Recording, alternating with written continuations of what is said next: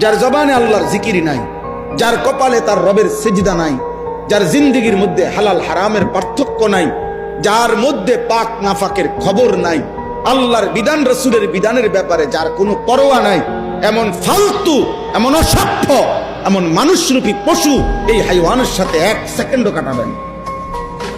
ও মানুষ রূপের জানোয়ার।